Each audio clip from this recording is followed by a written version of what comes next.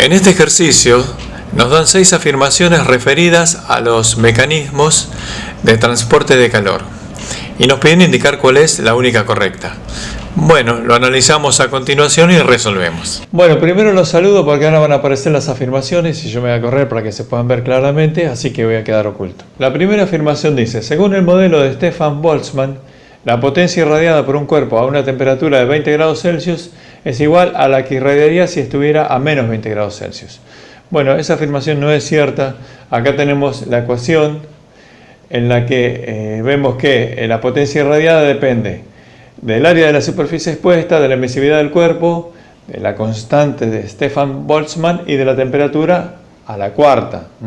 Es decir, que hay una dependencia de cuarto grado de la temperatura.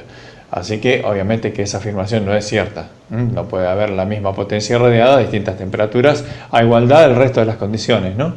Bueno, la segunda afirmación dice: el flujo de calor a través de un conductor en régimen estacionario es opuesto al gradiente de temperaturas, según las leyes de Fourier. Bueno, esa es cierta, está marcada ya como cierta, porque el flujo de calor por unidad de área es opuesto al gradiente de temperaturas. Podemos verlo acá con el signo menos, que acompaña a esta expresión, donde K es la conductividad térmica del material y esta representa el gradiente de temperaturas. El gradiente nos indica en qué dirección se produce la máxima variación de temperaturas. Máxima variación en sentido positivo, y obviamente que el calor fluye en el sentido negativo, es decir, hacia donde la temperatura disminuye. Así que esta es cierta. La siguiente afirmación dice: solo se produce un transporte de energía y no de materia desde las zonas de mayor temperatura hacia las zonas de menor temperatura durante la convección.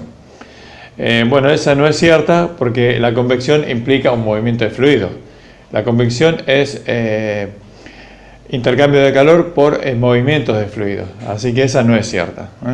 La siguiente dice: la potencia total irradiada por un objeto macizo y homogéneo de masa m a temperatura constante es igual si se lo corta en dos partes iguales, según la teoría del cuerpo negro. Bueno, esta expresión nos remite de nuevo a esta ecuación y vemos que hay una dependencia del área expuesta.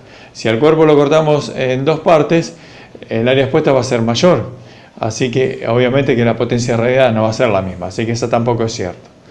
La siguiente dice: en cualquier medio material puede transmitirse el calor por convección. Como dijimos antes, la convección implica un movimiento de fluido, así que, por ejemplo, en un medio sólido no se puede transmitir el calor por convección, así que esa afirmación no es cierta.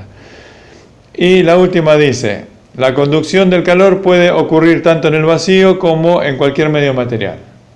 La conducción se debe a contactos entre partículas, así que en el vacío obviamente no puede haber ningún contacto entre ninguna partícula porque no hay partículas. En el vacío lo que puede haber es transmisión de calor por radiación, así que esa tampoco es cierta. Así que la única cierta es la que ya está marcada ahí.